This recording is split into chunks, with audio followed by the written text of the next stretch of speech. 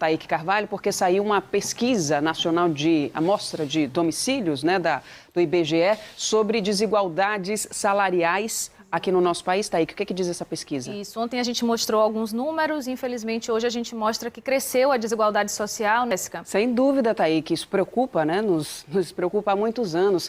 E esses números são tão importantes que eu gostaria de aprofundar um pouco mais o assunto, né? Como estamos dizendo. Os números da pesquisa PNAD mostram realidades que nós tratamos sempre no Bahia Meio-Dia, como, por exemplo, notícias sobre desigualdade de gênero e de raça. Mas quando a gente fala em machismo, por exemplo, há quem diga que essa é uma conversa chata, que ninguém aguenta mais ouvir mulher reclamar seus direitos. Quando a gente fala em racismo, muitos dizem que isso é mimimi, que o Brasil não é um país racista. Será mesmo? Mas eu sinto que tem muita coisa mudando e muita gente se incomodando. E para avançar, todos nós precisamos olhar para nossos problemas e admitir que nossa sociedade tem sim privilégio para uns, restrição de oportunidades a outros. A desigualdade econômica que os números da PNAD mostram se reflete em outras injustiças e violências que nós noticiamos, porque coloca mulheres e negros, por exemplo, em situação de vulnerabilidade. E se há homens, se há brancos e brancas que se revoltam com essas violências, por que ficamos tão calados? Por que não nos engajamos nas mudanças? Por que seguimos vivendo e convivendo como se o problema não fosse nosso? É a obrigação de homens lutarem pelas mulheres. É a obrigação de brancos lutarem por negros. E se olharmos bem, os privilegiados acabam sendo muito poucos, né? A maioria vive em condições de desprivilégio, seja por ser mulher, por ser negro, por ser pobre. Enquanto cada um está olhando para o seu próprio umbigo, não percebe que juntos a gente faz uma maioria. Se cada um luta pelo outro, a gente se fortalece. De saúde da família foram assaltados por bandidos armados hoje de manhã. Vamos saber o que aconteceu com o Joni Torres. Em que bairro foi isso, Joni? Boa tarde.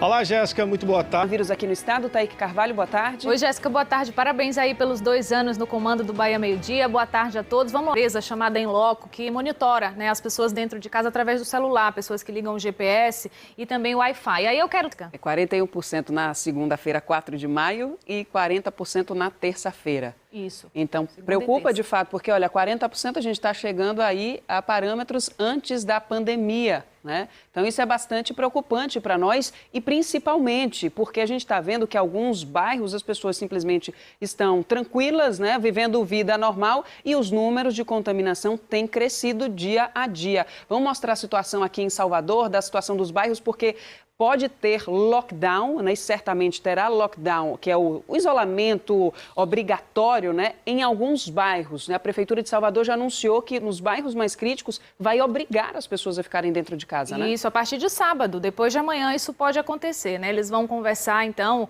prefeito e governador, para anunciar essas medidas. Mas... E é bom que você falou, né? Casos confirmados. Sabemos que estão sendo confirmados apenas aqueles casos com mais gravidade, né? Só estão sendo testados e, portanto, confirmados casos mais graves.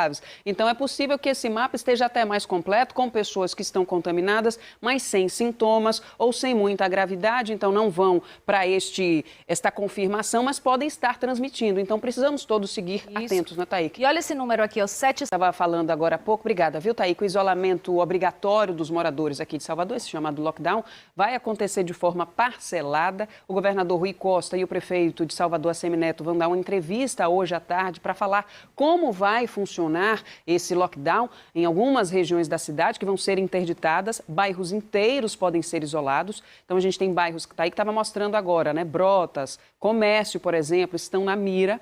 Ainda não tem confirmação, a gente vai saber disso tudo hoje à tarde. Isso para conter o avanço do coronavírus e evitar a superlotação. O coronavírus ganhou um reforço. 600 costureiras de vários municípios baianos vão produzir 2 milhões de máscaras de proteção artesanais para distribuição gratuita. Dalton Soares vai contar para a gente. Essa aqui é uma ajuda para as trabalhadoras, né, que tiveram atividade prejudicada, mas principalmente para quem vai receber essas máscaras também, né, Dalton? Boa tarde. Oi, boa tarde, Jéssica. Justamente para as pessoas... Dalton, sempre bom, né? A gente mostrar essas ações durante o... Também é obrigatório. Eu vou conversar com a repórter Adriana Oliveira, que está com a mãe dessa mulher que foi agredida, e vai trazer as primeiras informações. Boa tarde a todos. Como você disse, o uso da máscara é obrigatório. Todo mundo está com medo dessa pandemia, porque ela é cardiopata, hipertensa, a pressão foi para as alturas.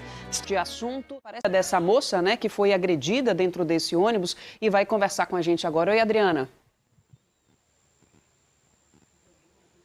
Oi, Jéssica. Falar com a Adriana sobre este assunto. Voltar a falar com a Adriana Oliveira, estamos acompanhando esse caso de agressão dentro de um ônibus, né? Uma agressão a uma mulher, porque ela entrou no coletivo e, contra a determinação de utilizar máscara de proteção, ela retirou, dizendo que estava passando mal. A Adriana Oliveira está com a família, está com a dona Diamantina, que é a mãe dessa moça, e a gente observa até pela postura da dona Diamantina que ela está arrasada, né, Adriana? Não. Ô, dona Diamantina, conte com a gente aqui. Eu estou aqui com meu coração em pedaços. Primeiro pela violência que a sua filha sofreu e agora vendo a senhora, que é como a Adriana falou, né? Uma mãe gostaria às vezes de estar no lugar do filho.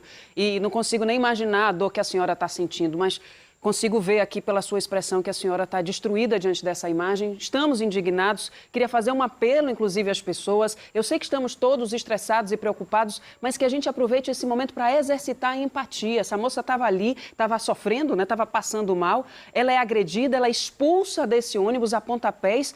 E eu acho que mais surpreendente do que 3 homens contra uma mulher a pontapés são as outras pessoas que